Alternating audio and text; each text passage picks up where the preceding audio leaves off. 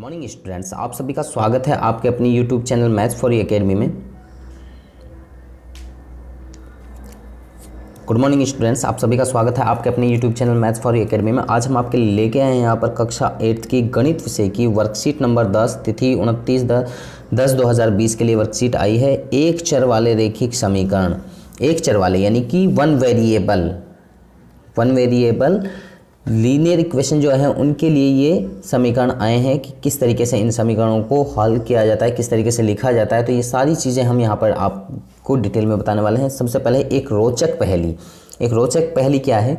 मुक्ता madam ने कंचों की एक थैली में से एक मुट्ठी कंचे निकालकर दूसरी थैली में डाल दिए। उस थैली की गांठ मारकर बच्चों को कहा कि इस थैली की गांठ को बिना खोले, बिना गिने, इस थैली को बिना फाड़े या सभी बच्चे इस थैली में कंचों की संख्या बता सकते हैं। दूसरा, फातिमा उत्तर देती है। फातिमा ने जानते हो क्या किया? उसने पहली थैली में से एक कंचा निकाल कर उसको तराजू पर तोला और इसका वज़न 15 ग्राम निकला। अब फातिमा ने दूसरी थैली को तराजू पर रख कर तोला, उसका वज़न 330 ग्राम। फातिमा खुश हो गई और बोली, मैडम मैं बताऊं कंचों की संख्या? सभी बच्चे हैरान रह गए जब मैडम ने फातिमा का उत्तर सही बताया और फिर फातिमा ने सभी बच्चों को समझाया। किस तरीके से समझाया तो हम आपको आगे यहाँ पर बताते हैं कि किस तरीके से उसने एक कंचे का वज़न किया और यानी कि पूरी थैली में जितना वज़न था उसका वज़न उन्होंने बता दिया कि उसमें कितने कंचे थे। तो यहाँ पर माना दूसरी थैली में कंचों की संख्या थी के, मतलब माना है, अभी एग्जैक्ट नहीं पता हमें। तो जब दूसरी थैली के सभी कंचों का वज़न 15 ग्राम एक का था तो सभी का कितना हो गया? 15 के। तो क्योंकि एक कंचे का वज़न 15 ग्राम था तो दूसरी थैली के सभी कंचों का वज़न तोलने पर आया 330 ग्राम।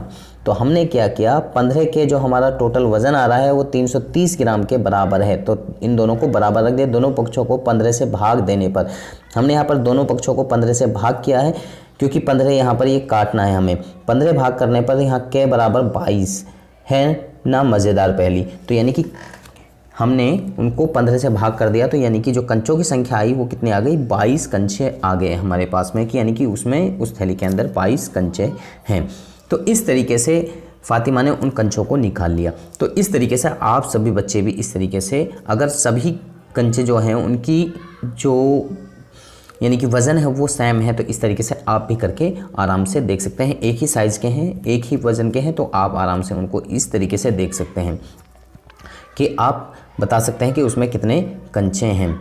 तो आगे यहाँ पर निष्कर्ष, हमने देखा कि तराजू समता का प्रतीक है और समीकरण को बराबर रखने के लिए हम दोनों पक्षों में एक समान राशि जोड़ते हैं, या घटाते हैं, या गुणा करते हैं, या भाग करते हैं, ताकि दोनों पक्ष आपस में सदैव बराबर रहें। तो यानी कि जो तराजू है वो इसका प्रतीक है। उदाहरण के तौर पर रवि के पास मीना से 5 अधिक पेंसिल हैं। यदि दोनों के पास कुल 19 पेंसिल हैं तो रवि और मीना के पास कुल कितनी पेंसिल होंगी? तो समाधान क्या है इसका, यानी कि हल। माना मीना के पास पेंसिल है P, हमें पता नहीं है तो P हम मान के चल रहे हैं। रवि के पास पेंसिल होंगी उससे 5 अधिक, तो यानी कि P प्लस में 5। दोनों के पास कुल पेंसिल है 19, अर्थात समीकरण बनेगा हमारा P जमा के 5 यानी कि 19। तो दोनों पक्षों में से 5 घटाने पर, दोनों पक्षों में से 5 इसलिए घटाया ताकि ये जो 5 है यहाँ से हट जाए। तो 5 घटाने पर 19 माइनस के 5 ये हमारा 14 रह जाएगा। दोनों P को जोड़ देंगे तो ये 2P हमारा हो जाएगा।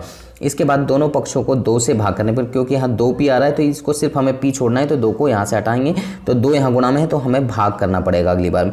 तो यहाँ पर हमने भाग किया, भाग करने पर क्या हुआ, दोनों पक्षों को भाग किया तो यहाँ पर P बराबर हमारा 7 आ गया। मीना के पास पेंसिल P बराबर 7 और रवि के पास पेंसिल P जमा के 5 यानी कि 7 जमा के 5 तो 12।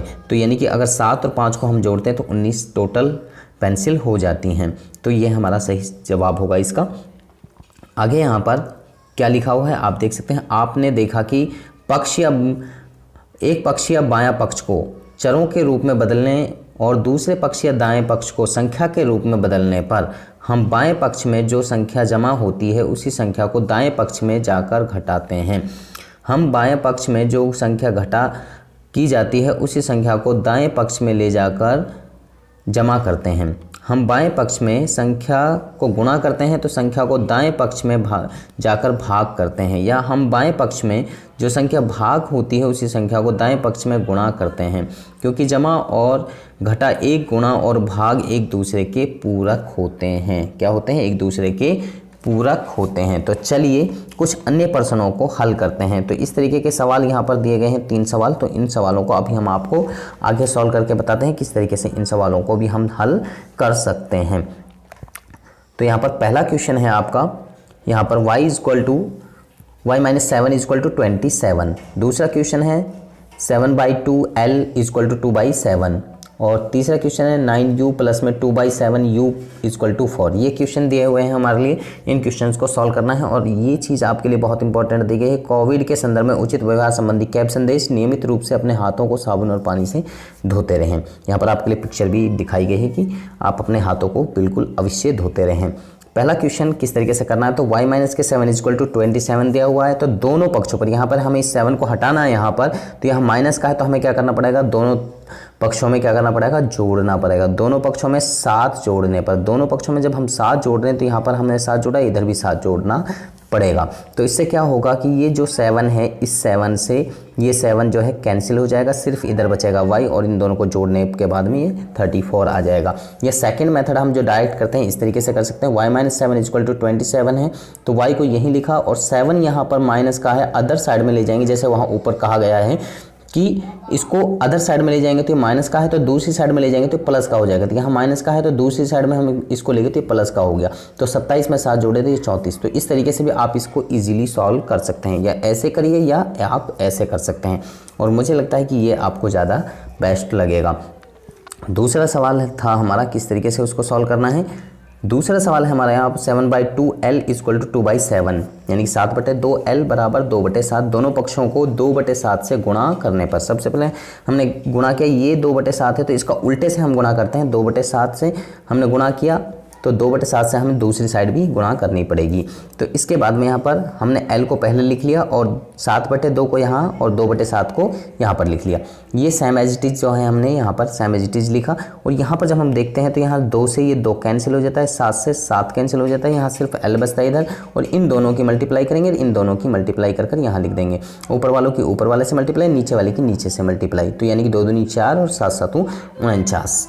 सेकेंड मेथड 7/2 L = 2/7 है, तो L बराबर क्या होगा, तो इस तरीके से हम डायरेक्ट करते हैं। तो 2/7 तो ये पहली बार हमने जो यहाँ पर है वो उसको सेम एज इट इज़ नीचे कॉपी कर लिया।